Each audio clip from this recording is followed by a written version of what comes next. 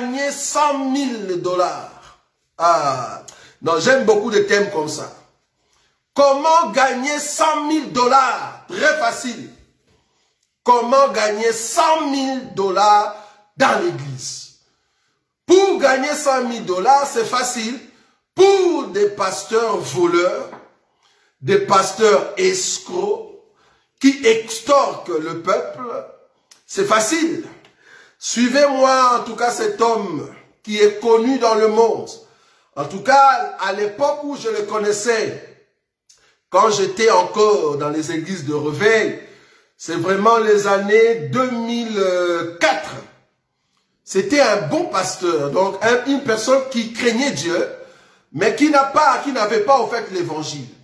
Cet homme, quand il prêchait, ben, c'est vraiment le style Marcelo. Marcelo, tout ce qu'il a reçu aujourd'hui, entre autres, cet homme-là est dedans. Et même aujourd'hui, ils sont amis parce qu'ils collaborent tout le temps. Parce que j'étais à Kinshasa, il y a eu quand même une grande conférence et cet homme était dedans avec Marcelo. Vous voyez? Et c'est que je n'ai pas aimé depuis un certain temps avec cet homme. Tu sens qu'il devient cupide. Parce que la cupidité tue. Une personne qui devient cupide, vous le sentez directement. Avec la cupidité, il a créé une façon comment gagner maintenant de l'argent. Et l'un des moyens qu'il a utilisé, il va gagner en fait plus de 100 000 dollars dans une réunion. Mais remarquez comment est-ce qu'il va le faire à l'église. Parce que les pasteurs voleurs, ils sont très forts. Vous entrez dans les assemblées, vous avez 2, 3, 4 paniers. On leur demande, donne-nous l'écriture, parce qu'on a besoin des écritures. Dans notre enseignement, ce sont des écritures qui parlent. Maintenant, s'il n'y a pas d'écriture, donne-nous quand même la pensée biblique. Si tu n'as pas des écritures, donne-nous quand même une pensée biblique qui prouve qu'on doit mettre 2, 3, 4, 5 paniers. 5 paniers. Donc, j'ai mes 10 euros. Je dois les séparer en 2 euros pour mettre dans 5 paniers. J'ai besoin de cette pensée biblique-là. Dans la Bible, je ne vois pas ça, moi. Il faut m'aider. Tout ça, c'est comment voler, en fait. Parce que ça travaille dans la psychologie. Les gens qui viennent dans la salle, il y a une psychologie travaillée qui fait que, ah, quand même, je dois donner. Ça, c'est du vol.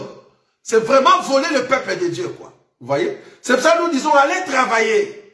Vous ne voulez pas travailler, vous êtes là juste pour commencer à voler le peuple de Dieu. C'est pour ça que vous soutenez la dîme. Vous soutenez comment est-ce qu'on peut extorquer le peuple. Vous le soutenez. Allez travailler. En travaillant, Dieu va vous bénir. Dieu va vous bénir en travaillant. Le travail paye. Vous étiez à l'école. Tu as été à l'université. Mais va travailler. Au lieu d'être là, pensez que ta nourriture complète sera au fait le peuple de Dieu qui sont là. Alors là, toi-même, tu te dis, je vais travailler en temps plein. Tu vas travailler en temps plein avec combien de membres? Avec quel travail? Quel est le ministère que Dieu t'a donné pour que tu travailles en temps plein? Avec 20 personnes. Va travailler. Si tu vends des journaux, si tu vends de livres, si tu jettes tes journaux, mais du moins tu as un travail. Tu as ton argent, tu peux faire tout ce que tu veux. Au lieu de créer des prédications, comment voler le peuple de Dieu? Parce que nous croyons que l'Église a le droit de soutenir l'homme de Dieu. Mais l'homme de Dieu n'est pas là pour extorquer le peuple. Tu n'es pas là pour voler le peuple.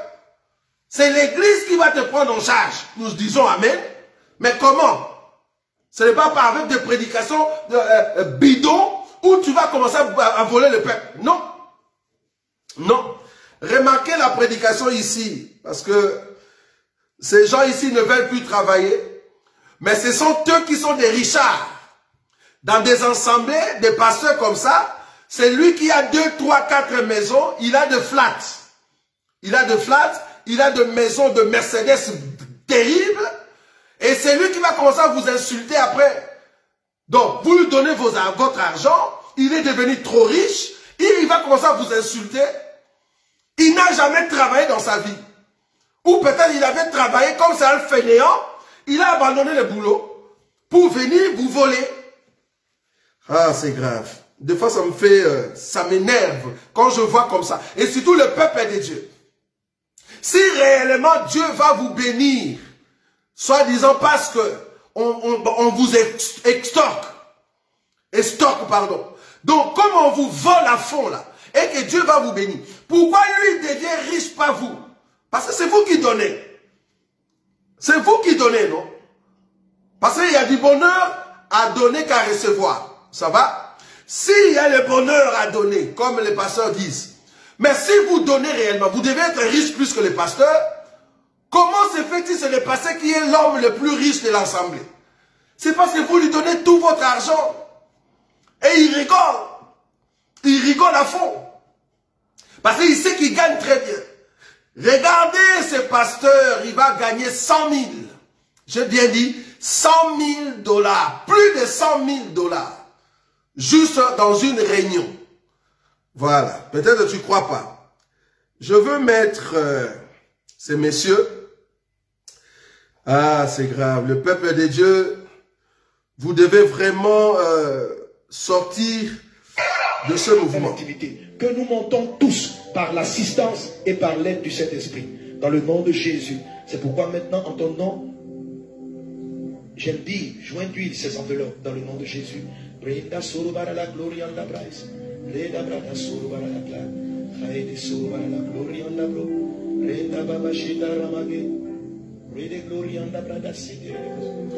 Parler en langue qui n'a pas d'interprétation, c'est diabolique. Dans l'assemblée. A toujours symbolisé la présence du Saint-Esprit.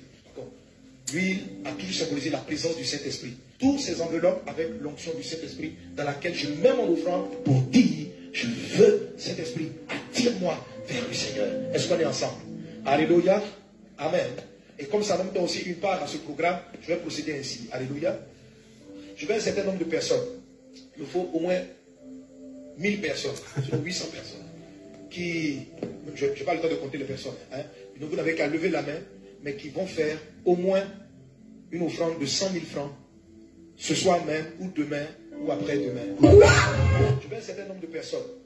Il me faut au moins 1000 personnes, sinon 800 personnes, qui, je n'ai pas le temps de compter les personnes, hein.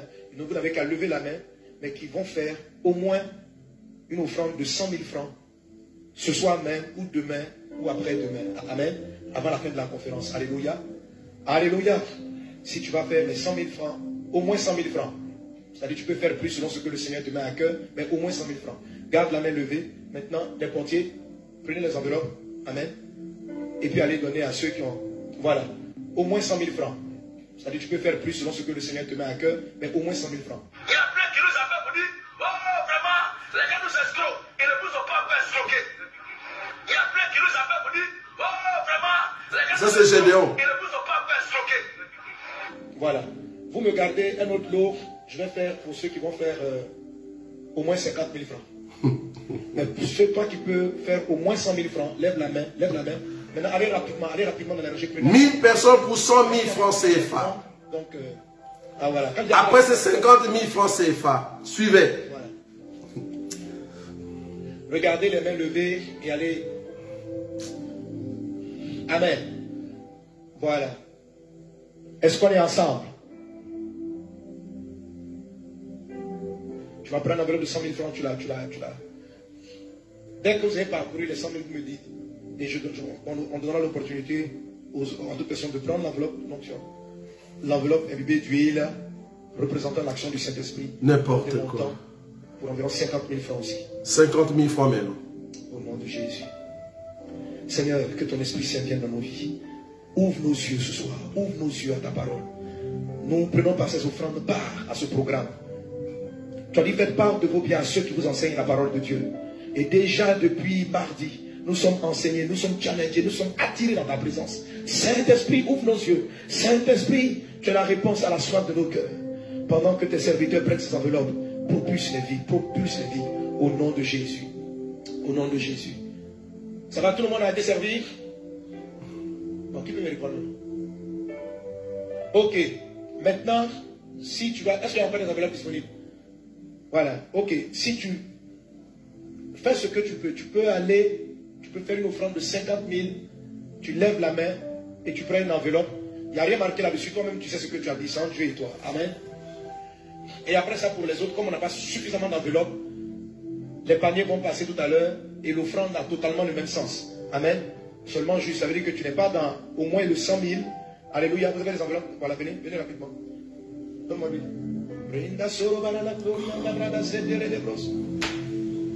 Merci Seigneur Jésus. Voilà. Tu sais ce que tu dis à Dieu dans ton cœur, ce que tu t'apprêtes à faire. Amen. Au nom de Jésus. Voilà. Toi qui veux faire à peu près 50 000, garde la main levée. Garde la main levée pendant que les enveloppes arrivent. Ok. Hein, il y en a sur ma gauche, que les portiers bougent aussi, allez rapidement, voilà. Pour que tout le monde soit servi. 100 000, 50 000. Merci Jésus pour ta présence. Merci Seigneur pour ta grâce. Maintenant, toi aussi tu veux participer à cette grâce d'onction. Mais il est difficile de faire au moins 100 000 ou 50 000, mais tu veux aussi participer. Ton offrande est agréable à Dieu. Alléluia. Ton offrande est agréable à Dieu. Ne la sous-estime pas. Dieu connaît la valeur de ton sacrifice. Il sait ce que tu sacrifies. Et je veux prier avec cela. Alors si tu as ton enveloppe ou si tu as ton offrande simplement dans la main, dans n'importe quelle enveloppe, tiens-toi debout, je vais prier. Amen. Là, j'espère que vous avez suivi. Donc, ce pasteur va au fait demander aux gens. D'abord, il a commencé 1000 personnes avec 100 000 francs CFA. Vous qui connaissez la conversion, essayez de faire. Après, il rajoute 50 000 francs CFA. Donc, ça fait 150 000 francs CFA pour 1000 personnes. Donc, si tu frappes 150 fois 1000 personnes, mais attendez, quelle est alors cette activité qu'ils vont réaliser qui demande autant d'argent comme ça? Vous voyez? Donc, le pasteur aujourd'hui, ils ont compris le système. Comment extorquer le peuple de Dieu? Ils peuvent devenir millionnaires à l'espace d'une réunion. Donc tout ça au nom de Jésus. Déjà, il vient seul. On lui donne des enveloppes. Ces enveloppes vont aller directement dans une administration que lui gère. Or, le projet en question était censé être un projet pour toute l'église. Mais vous allez voir que le pasteur, parce que j'ai déjà assisté à cela quand j'étais encore en Hollande. Donc le pasteur qui était avec nous a invité un monsieur, un apôtre, en tout cas, c'est ça le titre qu'il nous avait donné. L'apôtre est venu de la France. Bon, jusqu'aujourd'hui, il est toujours en France. L'apôtre est venu, l'apôtre en question est venu, comme il sait qu'il va demander de l'argent. Je ne sais pas si ces gens, ils ont quand même une sorte des amulettes au niveau de la hanche. Ils ont la force d'attirer le peuple pour leur extorquer l'argent. Le monsieur va commencer par faire tomber les gens, par de prophéties. Donc, il commence par des miracles. Là, vous dites, ah, ça c'est un homme de Dieu puissant. Voilà. Il va prendre un enseignement de 15-20 minutes. C'est l'onction. Les gens commencent à tomber. Je vous dis, pour ceux qui nous connaissent, Dieu travaille avec nous différemment. J'aimerais un jour, si vous voulez nous visiter, venez, vous allez voir la grâce que Dieu nous a donnée. Nous ne sommes pas là pour dire, voilà ce que nous avons fait, voilà les images. Si vous voulez ça, en tout cas, bon, ce sont des archives qu'on garde. Hein. Nous gardons des archives dans partout où nous passons. Vous voyez, nous avons des archives de la grâce, de l'onction que Dieu coule sur nous pour manifester sa puissance. Mais nous n'aimons pas, au fait, exposer ces gens-là. Parce qu'il y a des gens qui tombent terriblement, je vous dis. Vous voyez? Des gens qui tombent terriblement. Et il y a même de personnes, en tombant, il y a même d'autres personnes qui se collent. Pourquoi? Parce que l'onction est tellement forte. Vous voyez? Mais nous n'aimons pas mettre ces choses. Mais si tu doutes, parce qu'il y a eu des gens qui ont dit à mon frère, homme, Pasteur Bobo, soit disant que nous sommes que là seulement pour enseigner et prêcher. On n'a pas l'onction. Je ne peux pas vous prouver l'onction comme ça. Mais si tu veux voir ça, tu veux voir comment nous on vibre, tu veux voir comment le Saint-Esprit agit quand on est dans un culte, la puissance qui découle, que ce soit dans des baptêmes, en sortant de l'eau. Mais bon, c'est parce qu'on ne veut pas mettre ces choses, bien-aimés. Du moins, il y a des témoins, ils peuvent témoigner, c'est avec beaucoup d'humilité qu'on ne veut pas mettre ces choses. Mais demandez quand même pour comprendre si réellement Dieu agit en nous ou pas. Il n'y a pas que l'enseignement. Nous croyons que l'enseignement doit être accompagné avec la puissance de l'enseignement. Maintenant, l'onction c'est bien. Mais tu ne peux pas profiter de cette onction pour que les gens viennent à l'église. Non. C'est vrai, l'onction peut les attirer, mais il faut que le peuple puisse être assis dans l'enseignement et non pas les miracles. Parce que le jour où le miracle va commencer à chasser les gens, c'est là-bas que tu vas commencer à pleurer. Parce que l'église est assise par rapport à l'enseignement et non pas les miracles. Mais du moins, les miracles doivent accompagner l'enseignement. Vous voyez? Le miracle doit accompagner l'enseignement. Donc, tu ne peux pas t'asseoir sur le miracle. Non. Nous, on regarde une église par rapport à l'enseignement. C'est l'enseignement qui fait la force d'une église. Et non pas le miracle. Les miracles accompagnent l'enseignement. Vous voyez?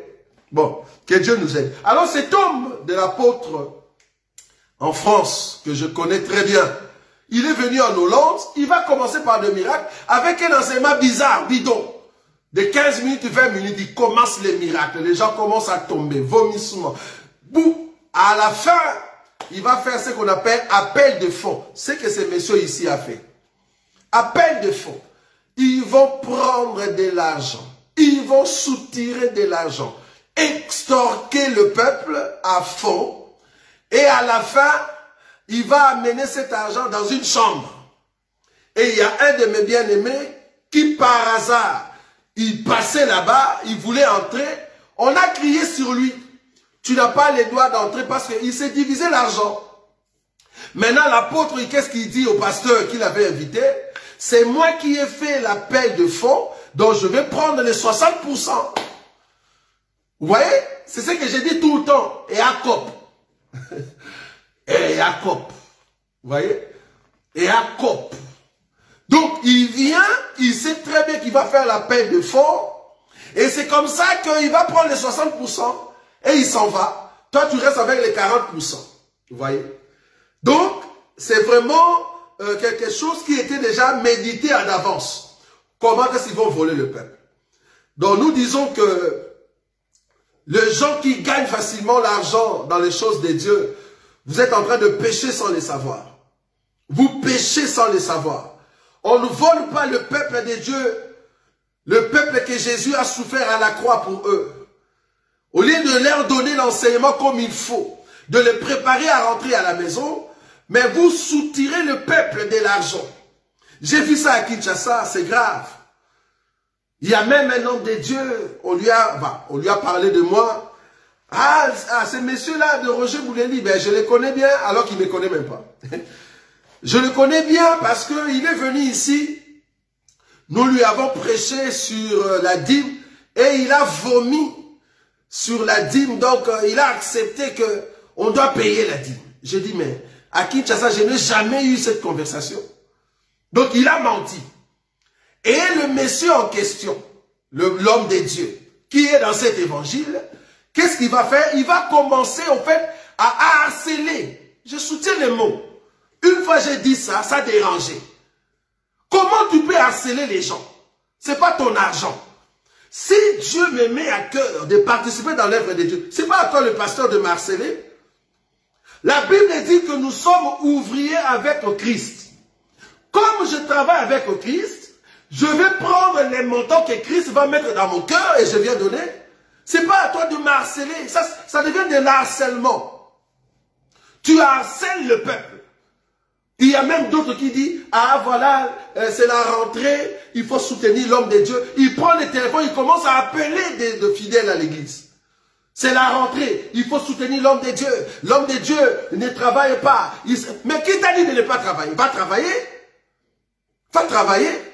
Tu penses vraiment qu'avec tes 5 enfants, 7 enfants que tu as eu au Congo, je ne sais pas pourquoi tu es arrivé jusqu'à 7, et c'est à nous maintenant de prendre charge, quoi. C'est ça. C'est à nous maintenant de prendre ta charge. Mais tu ne veux pas travailler. Tu penses vraiment que nous allons prendre en charge tes 7 enfants, avec ta femme et toi-même? Ah non, il faut soutenir l'homme de Dieu. Il commence à harceler le peuple. Ça ne va pas. Ça, c'est être mendiant. Un homme de Dieu ne peut pas être mendiant. Va travailler. Va travailler. Nous, on travaille. Et Dieu nous a bénis terriblement avec des travails. C'est vrai qu'avec l'œuvre de Dieu, c'est mon droit de manger, mais je ne suis pas là pour commencer à harceler le peuple. C'est mon droit de manger. J'ai le droit de manger. C'est à l'église de penser à moi. Vous voyez? Parce que je prêche, je travaille. La Bible dit, tu n'emmuselleras pas les bœufs quand ils labourent. Nous sommes d'accord, nous disons Amen. Mais comment est-ce que le bœuf mange? Comment? Il mange dans les champs. Ok, s'il mange dans les champs, alors laissez que les champs te donnent à manger. Il faut que les champs te donnent à manger. C'est-à-dire, au niveau de l'administration, on doit te payer. On paye ton salaire. Ce n'est pas le peuple. Le peuple participe. L'église maintenant te paye. Je ne sais pas si vous... Apparemment, vous n'avez pas, en fait, travaillé dans des sociétés ou quoi. Une église, c'est comme une société. Tu travailles, tu es en fait ouvrier. Tu travailles, on va te payer par rapport aux revenus qui sont entrés.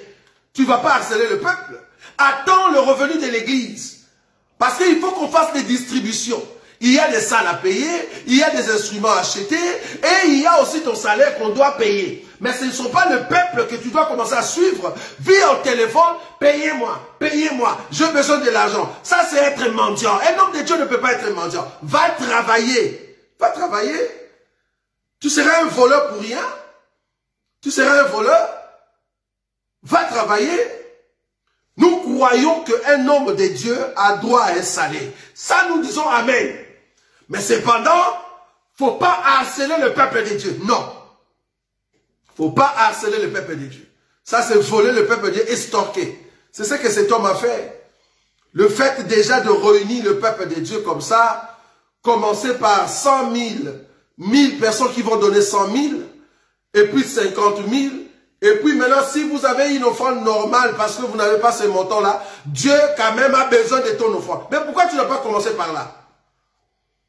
Pourquoi tu n'as pas commencé par là? Pourquoi commencer par 100 000, 50, maintenant, toute personne qui a... Donc tu nous as volé, quoi. Voilà. Tu nous as extorqué. Ça, c'est extorquer une personne. Extorsion. Donc maintenant, tout ce qui reste, venez. J'ai été étonné. Ouh là là, c'est grave. Non. Ah, ça semble qu'il faut vraiment prier pour trouver un endroit où on vous prêche la vérité. J'ai été étonné à Kinshasa, un homme de Dieu qui prêchait, et puis il monte, il dit à la fin, Dieu m'aimait à cœur. Pourquoi vous mentez au nom de Dieu? Pourquoi? Si tu veux demander de l'argent, demande calmement. Pourquoi tu mens au nom de Jésus? Je sens dans mon cœur, Dieu m'a dit, toute personne qui est venue ici dans la salle, tu ne peux pas sortir avec l'argent que tu es entré avec. Que toute somme d'argent reste ici. Le Seigneur lui-même prendra charge de vos enfants et de tout ce qui viendra après. Donc tous ceux qui ont l'argent ici, cet argent ne peut pas sortir. Dieu m'a dit, cet argent ne peut pas sortir parce que Dieu va te bénir terriblement. J'ai dit, mais messieurs, si j'étais parti pour prendre une somme et je dois payer ma maison, comment tu peux me prêcher comme ça? Si l'argent en question, c'était pour l'enterrement, comment tu peux prêcher comme ça? Quel Dieu qui peut dire ça? C'est-à-dire quand je vais sortir, ce que tu nous enseignes en fait c'est quoi? Quand je vais sortir, si c'était l'argent de l'enterrement, l'argent que je devais acheter une maison, l'argent que je devais payer l'école de mes enfants, donc en sortant, une autre personne va me donner quoi? Ça c'est quel enseignement ça? Ça s'appelle extorsion. C'est ce que des hommes de Dieu font au Congo. Et ici en Europe. Par exemple, cet homme ici, qu'est-ce qu'il a fait? C'est voler le peuple. C'est voler le peuple. Ils font des campagnes, ils font des conventions pour voler de l'argent au peuple. Une fois, j'ai eu une conférence au niveau de Eindhoven en Hollande. Il y avait beaucoup de bien-aimés qui étaient venus dans cette conférence. Et il y avait tellement de voitures, ça c'est vraiment les années 2005. Il y avait tellement de voitures dehors. Parce que cet enseignement de ne pas extorquer le peuple, je ne l'ai pas reçu, en tout cas dans cet évangile, c'est depuis au fait les assemblées de Dieu. Et il y avait beaucoup de gens qui étaient venus. Un pasteur est venu dans cette réunion. Il s'est dit lui-même, en voyant des voitures qui étaient là et des personnes dans la salle, il a dit, waouh, cet homme de Dieu va être riche aujourd'hui. Parce que quand il va faire l'appel des fonds, il aura beaucoup d'argent. Et il s'est dit qu'on était en Europe déjà, à Eindhoven, en Hollande. Et il a vu qu'à la fin, on n'a pas fait au fait l'appel des fonds. Il était étonné. À la fin, il m'a trouvé, il m'a dit, pourquoi tu n'as pas fait l'appel de fonds? Parce que tu allais recevoir beaucoup d'argent. Regarde les gens, regarde les personnes qui sont là. J'ai compris. Donc, à chaque fois qu'il y a une conférence, c'est les moyens propices pour soutirer de l'argent. Donc, chaque conférence égale comment gagner de l'argent. Donc, la multiplication des conférences, c'est en fait la multiplication de nos poches. C'est voler le peuple, bien-aimé. Ça, c'est vraiment voler le peuple. Je me dis, comment est-ce que le peuple ne voit pas ça? Nous avons toujours dit, et nous allons toujours répéter, qu'aujourd'hui, nous ne pouvons pas payer la dîme. Non. L'homme de Dieu doit manger, oui, amen. Mais comment? Il doit manger par rapport aux revenus qui entrent à l'église. Et non pas par rapport au peuple. Commencez à suivre le peuple. Parce que le peuple, ils savent très bien que s'il est en vie, c'est parce que Dieu le garde. Le peuple savent très bien que s'il est béni, c'est parce que Dieu l'a béni. Donc du coup, comme le peuple, ils sont ouvriers avec Dieu, le peuple eux-mêmes, ils savent quel montant que Dieu a mis dans leur cœur qu'ils doivent participer dans l'église. En participant dans l'église, c'est à l'église maintenant de payer les ouvriers. Hein? Pour qu'il n'y ait pas des indigents. Comment on va prêcher ça? Comment on va prêcher ça? L'homme de Dieu doit manger, oui. C'est à l'église de le payer, c'est pas au peuple. Le peuple va participer. L'administration de l'église va maintenant prendre les salaires de l'homme de Dieu. On lui donne. C'est pas au pasteur de commencer à appeler les gens. Où est ma dîme? Où est mon argent? C'est mon droit. Il faut venir. J'ai les enfants. Qui va maintenant aider les enfants? Mais va travailler.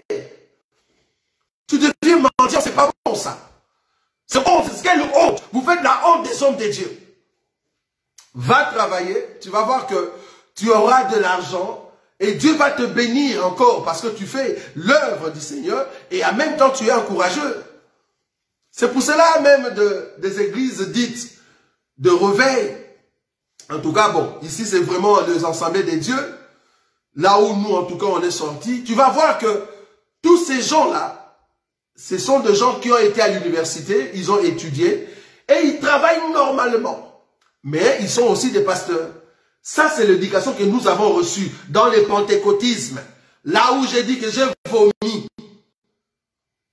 Mais je vois maintenant ces choses-là ici, des hommes de Dieu dans cet évangile, qui ne veulent pas travailler, mais qui appellent de fidèles tout le temps.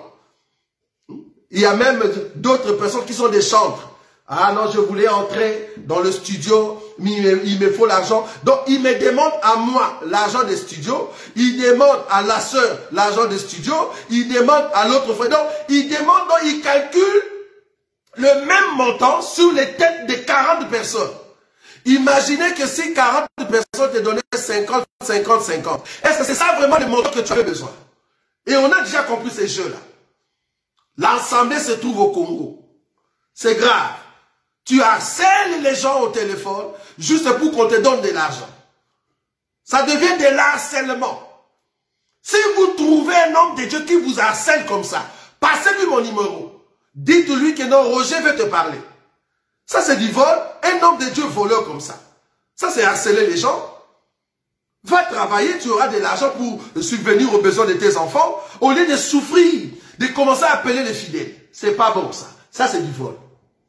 Je vais terminer quand même parce que deux fois, on se trouve dans une colère sainte Que Dieu nous aide. Ça va, je vais prendre juste 3-4 minutes.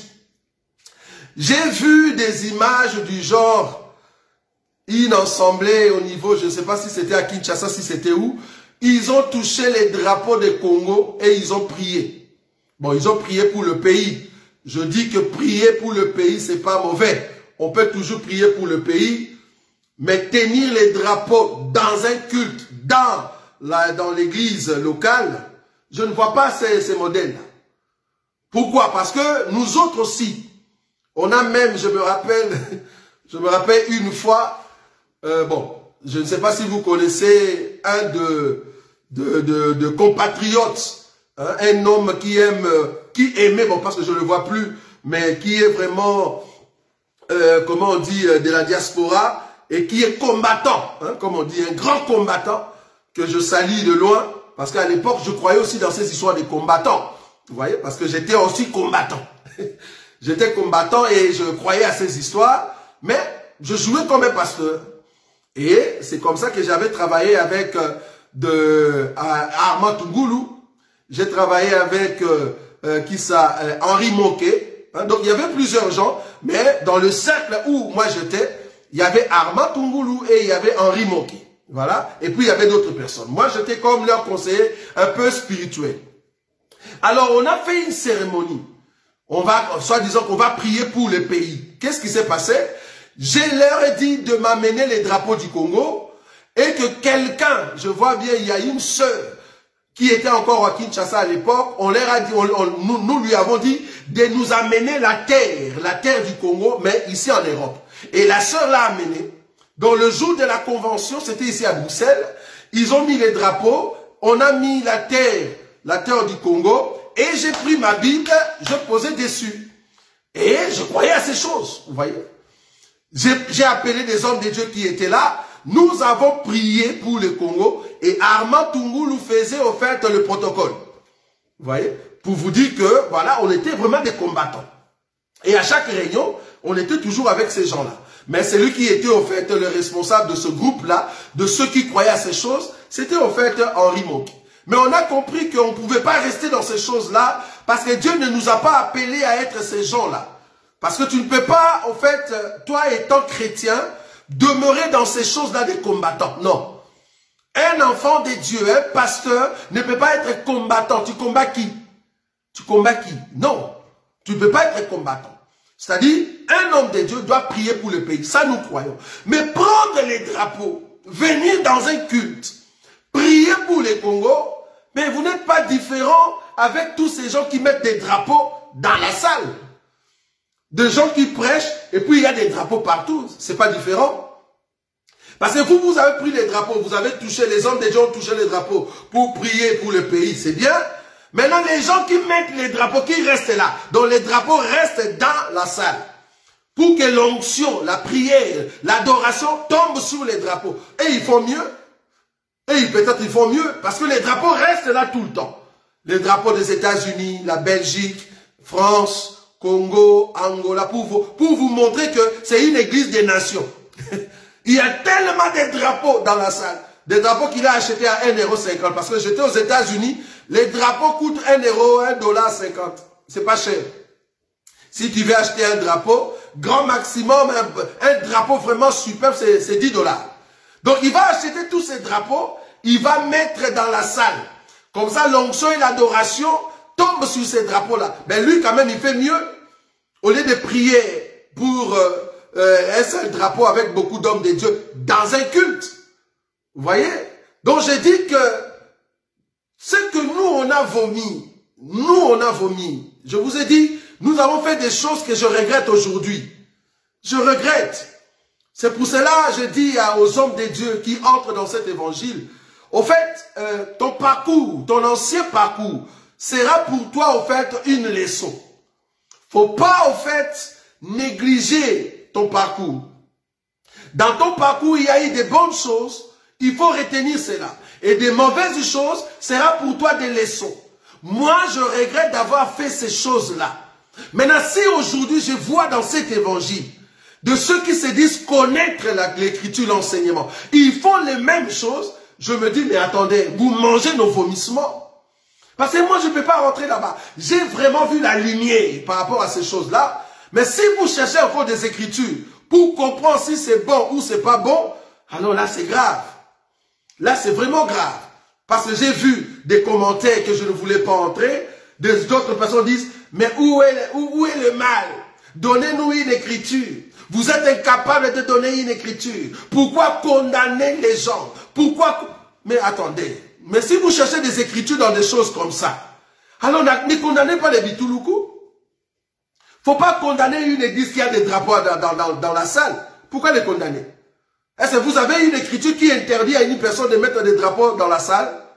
Vous n'avez pas ça? Est-ce que vous avez une écriture qui interdit à une personne d'avoir les tapis rouges jusqu'à là où il va s'asseoir sur une chaise en or? Vous avez une écriture? Mais nous condamnons cela par rapport à quoi? Nous condamnons cela parce que nous comprenons que c'est l'homme qu'on vénère dans cette salle-là. Maintenant, si on voit partout des drapeaux de la terre, drapeaux des États-Unis, mais vous voulez quoi? Que Joe Biden vienne vous donner de l'argent parce qu'il y a son drapeau dans la salle de l'église ou quoi? Vous voyez? Donc, on comprend que à un moment, il y a des sentiments. Tout le monde recherche l'écriture. C'est bien, continuez comme ça. Continuez comme ça. Jusqu'à ce que vous allez demander des écritures. Où est-ce que vous avez vu que Satan, comme il est là, il ne va pas se repentir. Tu vas chercher cette écriture-là. Ou soit l'écriture qui dit que, voilà Judas, parce que j'ai vu des gens discuter là-dessus. Ils ont demandé est-ce que Judas va entrer au ciel ou pas. Il y a même un fou, je l'appelle un fou, parce que je me dis que est-ce que c'est vraiment un bien-aimé qu'il faut écouter. Il a dit que Judas va entrer au ciel. Pourquoi? Parce qu'il a mangé le pain. Il avait mangé le pain. Or, le pain, c'est la parole. Tu vois comment il interprète? Donc, il prend vraiment le pain physique. Il interprète que c'est la parole. Le fait qu'il a mangé la parole et que Pierre aussi avait mangé la parole. Or, toute personne qui mange la parole va entrer au ciel. Donc, du coup, pour lui, ben, Judas va entrer au ciel. Et si tu veux faire un débat avec une telle personne, ben, la personne est convaincue que Judas va entrer au ciel. Un débat bidon. Vous voyez? Un débat bidon. Pourquoi? Parce qu'il a vu une écriture où Judas a mangé le pain. Et puis lui-même, il dit, Jésus lui dit, ce que tu as à faire, fais-le. Donc Jésus savait qu'il doit mourir par Judas, mais après, quand Jésus sera ressuscité, c'est lui-même qui va choisir que voilà, tu as fait ton œuvre. Tu étais mon serviteur, tu peux maintenant entrer au ciel. Il est convaincu de ça. Maintenant, tu vas faire un débat avec une telle personne. Pourquoi? La personne est convaincue en cela. Du coup, je laisse. On ne peut même pas entrer dans un débat avec de tels sujets. Vous voyez? C'est comme ça que vous allez. Vous allez commencer à aller petit à petit et vous allez soutenir l'insoutenable dans cet évangile. Mais que Dieu vous pardonne. Nous sommes là, nous voyons. À chaque fois que vous mangez nos vomissements, nous disons, ah, ils sont tombés dans la saleté et ils mangent la saleté. Mais que Dieu vous aide, parce que vos grands et vos aînés, s'ils ne vous corrigent pas, même dans votre conscience, parce que vous aimez des discussions vaines, si vos grands et vos aînés ne vous corrigent pas, sache-le, nous, avec l'humilité qu'on a, on va toujours vous corriger. On viendra là taper dessus pour dire que ça, non. Ça, nous refusons. Pourquoi? Parce que Dieu nous a fait la grâce d'aider le peuple de Dieu à retrouver la lumière et à rentrer à la maison. Voilà. En tout cas, que Dieu vous bénisse. C'était un plaisir pour moi, en tout cas, de parler de ces choses et de lever Jésus. Je crois que prochainement, nous allons encore venir avec un autre thème, avec un autre sujet. Et c'est comme ça que le Seigneur ne manquera pas. Saluons tous nos bien-aimés qui nous suivent partout dans le monde, ceux qui sont au Congo-Kinshasa. En tout cas, les élus de Kinshasa, que Dieu vous bénisse. Nous pensons ici à notre frère Popol, à notre frère Hardy, notre frère Dieu merci, et puis notre frère Chris. Que Dieu, en tout cas, vous garde dans sa bonté pour l'œuvre que Dieu est en train, au fait, de mettre dans vos cœurs, enfin de continuer la tâche que le Seigneur a mis dans vos cœurs au niveau de Kinshasa, et nous croyons que Dieu ne manquera pas de vous bénir. Nous pensons aussi à notre bien-aimé, le frère Moïse Emmanuel au niveau de l'Angola. Que Dieu te bénisse. Nous croyons que l'œuvre continue au niveau de Luanda, au niveau de Wambo. Que Dieu te donne encore la force de travailler comme il faut. Un soldat qui s'élève très tôt pour annoncer la parole de Dieu. En tout cas, que Dieu te bénisse. Nous pensons aussi à notre bien-aimé au niveau de Lubumbashi, Paul David, qui annonce l'évangile avec beaucoup de bien-aimés qui arrivent tout autour de lui. Et nous croyons que le Seigneur ne manquera pas de vous bénir. Et tout le peuple qui arrive, que le Seigneur vous accorde la grâce, enfin, d'avoir part à cet évangile, un évangile très puissant, parce que Dieu est grand. Nous n'allons pas oublier aussi nos bien-aimés qui sont au niveau de Togo, au niveau de Libreville. Nous passons à Paul Malonga, nous pensons aussi à notre frère Joël Henry, que Dieu te bénisse au niveau d'Abidjan, et Dieu lui-même trace en fait le chemin, le parcours de cet évangile, jusque même au niveau de Londres, au niveau de Martinique, au niveau des États-Unis, là où il y a notre frère Patrice, l'homme de Dieu, Patrice Shembo, et Lionel Shembo, au niveau de Billstown, et au niveau de Ohio, que Dieu vous garde dans sa fidélité. Nous saluons aussi l'homme de Dieu, le prophète Alain Mapanda, au niveau de Dallas. Que Dieu vous garde, que la gloire de Dieu continue au fait à vous accorder sa force dans tout ce que vous faites au niveau des États-Unis. Dieu ne manquera pas de vous bénir. Que la gloire de Dieu vous garde dans tout ce que vous réalisez. Nous croyons que très bientôt encore, nous serons ensemble, même dans des campagnes, ou soit vous serez ici en Europe, afin de proclamer la puissance et la parole de Dieu, parce que Dieu est grand. Nous saluons aussi nos bien-aimés qui sont partout dans le monde. Que la gloire et la grâce de Dieu vous soient accordées partout. Nous croyons que Dieu est réellement bon